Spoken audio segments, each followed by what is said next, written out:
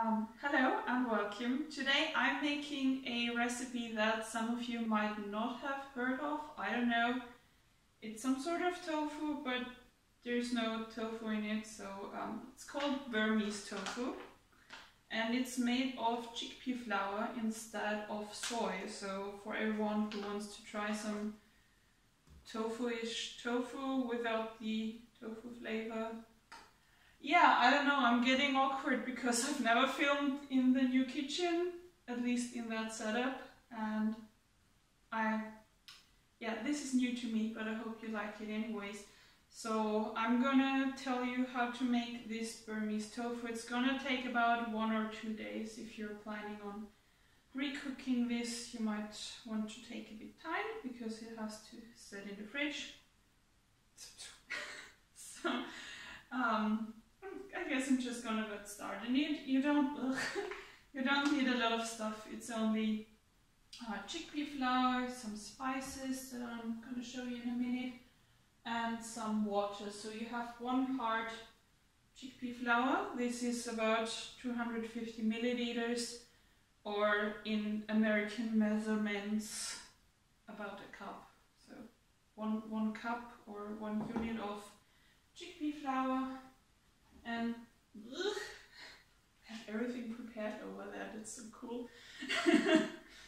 Yeah, and this is 700 milliliters of water, which is a bit more than 3 cups. So 1 part of the chickpea flour and 3 parts of water. And what's next? Oh right, I need my pot. Isn't it beautiful? So shiny. So you start with about, I would say, half of the water or a third. You don't need too much. Yeah, that should be about right. And then you whisk in all your chickpea flour, and you have to really whisk it a lot so that you don't get any crumbs. I'm just going to do this now. I don't want to speed it up or anything, so that you get a feeling for how long it takes. It smells like, not even like hummus, I think it smells like guinea pigs, which is very odd. Putting everything in here. And then you just keep on mixing that. I'm going to show you that's how it looks. It has a very, very interesting smell. I don't really know how to... Maybe a bit like this peanut chip kind of thing. It smells a bit like peanut. And then it's going to thicken up really nice after a while, but I would just say whisk it until your hands fall off, or your arms, because you don't want any lumps in there. It should be really smooth. I think I got it now, so yeah, it's about this texture. It also depends, it depends a bit on what kind of flour you're using, so maybe it's a bit coarse, the texture will also be kind of rough. And now, got it everywhere. Huh? Tastes a bit like hummus without the spicy part. So I'm letting this sit for about 10 minutes, and then I'm adding the spices and get this all cooked up. So I'm gonna fast forward or jump cut to in 10 minutes. Yeah. All right, my lads, I transferred you over to the stove, and I'm gonna add some spices, which are of course optional, but I would at least add some salt. You really need that. I'm gonna get a spoon here. So for the color, for some reason every recipe says that for the color you're gonna add some turmeric. and yeah, it just makes everything yellow. Don't use too much because I think turmeric has some weird taste and it can be a bit overpowering, but once you heat everything up, the turmeric taste disappears a bit. And here's my favorite, all-time favorite spice. It's called galangal, or is it lesser galangal? And there's 4 different kinds of it, and I think it's also a different plant every time, so it's related to ginger as far as I know. Yeah, I would suggest use this spice in absolutely everything slightly savory you're cooking, because it's great and it makes everything taste like sausages. Well, not exactly, but it has some sort of sausage flavor, and it's like the meat version of nutritional yeast. So I'm gonna link that down below. I don't know if you can get that everywhere, but I'm gonna provide you with a link. And some salt. I'm using herb salt here just for some additional flavor, and that's it basically. So now all you have to do is heat this up on a low heat and add some water, and then whisk it for, I don't know, about 8 minutes. So I'm gonna turn this on, and then slowly add the water. I don't want any clumps in there. So of course at first it's gonna be very liquidy, but after some time it should, well, what sort of consistency do you want? You're gonna see it. But it should be creamy, a bit thick, and it should look glossy. For now it looks disgusting. I'm gonna turn it up a bit. I'm sorry if the beeping is a bit loud. So here's the rest of the water.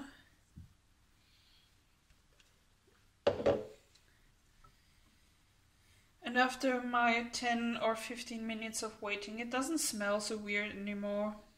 Maybe it was just the chickpea flour absorbing all the water. So now it smells mostly like flour. Of course not the normal wheat flour, but chickpea flour. And I'm gonna stir this for a while.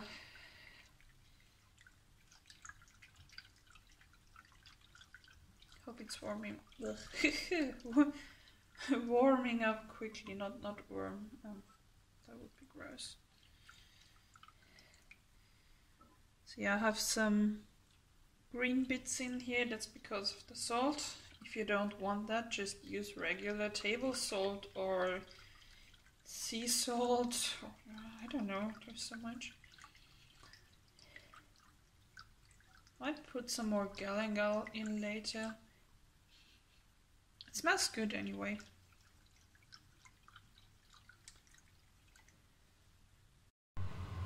So now I'm about 5 minutes in. I turned the heat up a little, so instead of a 4 it's a 6, and it's getting creamier, as you can see. It's starting to become a paste, and I think it's gonna be ready to go very soon. Oh yeah, now it's happening quick, so don't be disappointed if it stays a liquid very long. Turning this down so it doesn't explode in my face. It's gonna stay very watery for about 5 or 6 minutes, and then it's immediately thickening up. The important thing is to always keep whisking, keep mixing it so it doesn't stick to the pan. Oh, this is getting a very nice consistency. It's not as glossy as I wanted it, but I think that's because of the flour. It's very coarse. I think it's gonna work anyway, so I shall transfer it to the tray. Put that away and get a spoon.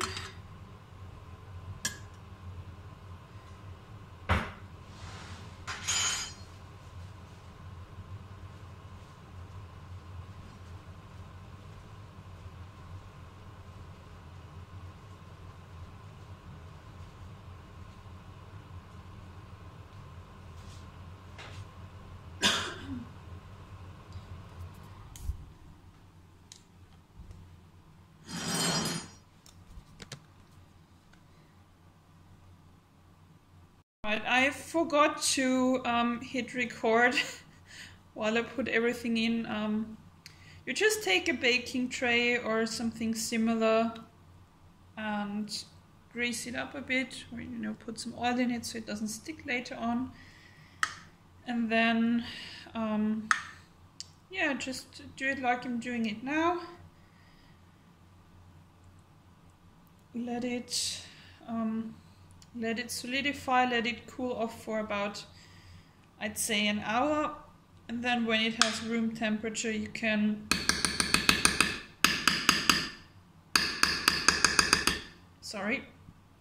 you can put it in the fridge later, but don't put the hot stuff in the fridge immediately. So now all I have to do is wait for about a day, and then let's see what happened to it. Hello once again, welcome back. It's been an entire day and the Burmese tofu should be done by now. I've drained out the liquid. That's one thing you really have to keep in mind. It's gonna firm up and all the water is gonna kind of settle around it, and then you just pour it out so it's not swimming in liquid. And a piece just broke off, so I thought I am going to take out the whole thing. I'm cutting it in stripes, let's see.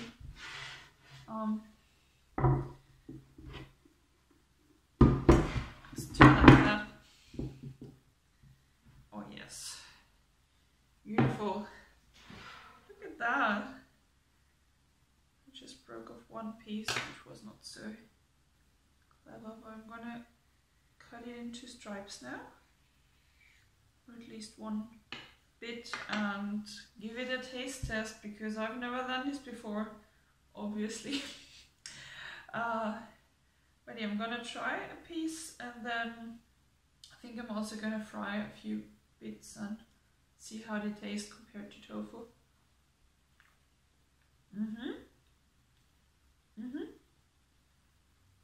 It tastes quite good. It's not as firm as I expected it to be, but again, the mixture was a bit grainy, so maybe that's because of that. It's not rubbery, but it tastes like faintly of hummus and bread. It does not taste like tofu at all, but it's because there's no soy in it. So I'm gonna fry up some bits and put the rest in the fridge for now, because I'm not hungry at the moment, so I'm just gonna make a small taste test for later. Alrighty, we've got some crispy boys and I'm gonna try them now. So depending on how your recipe turns out, they might be a bit firmer if you whisk them a bit more. With my version, you have to be very careful because they're crumbly, but they got very nice and brown. Just gonna hold it up here.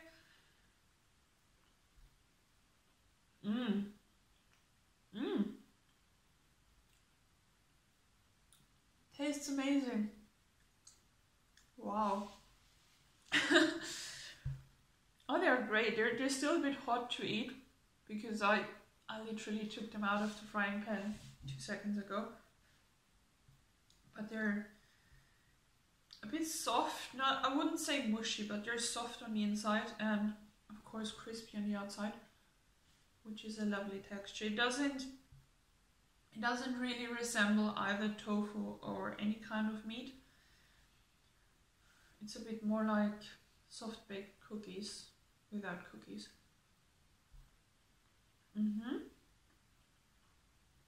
Yeah, they're good. Whew, and hot. I can imagine they're probably very good as a topping on some salad, or just as a side, because of the, what are they called? The chickpeas, they should be high in protein. So you could just eat them as a meat substitute or as a tofu substitute. But yeah, pretty darn good. I'm gonna finish them now in front of the camera. It's like a little bit of ASMR. I think the rest I'm gonna put in the fridge for now and cook tomorrow. Or maybe I can even put them in the freezer. Who knows? That might be a good idea. Yeah, one other thing you might try is just put some sort of, I don't know, cover them in stuff like flour or panko, breadcrumbs, so it gets even crispier. But either way, I want the crunchy. Yeah, okay, that was it, no more, sorry. No more awkward eating in front of the camera. I hope you enjoyed the video. I really did. I think it was fun, and I hope it didn't get too long, but it probably did. So, yeah, if you're new here to the channel, I would suggest that you subscribe now, because I'm gonna make more cooking videos and more art videos, and I don't know, whatever I feel like, creative stuff. And yeah, drop me a like, and if there's something new, if you want to see a certain recipe or art product, then you can feel free to leave me a comment, or if you want to roast me, please be gentle, but you can also roast me in the comments. So yeah, that was it for the Burmese tofu. Enjoy. Oh, and before I forget, before I let you go, if you cook this, please let me know, because I want to know how it turned out. I'm really curious. So yeah, bye. That's it for now.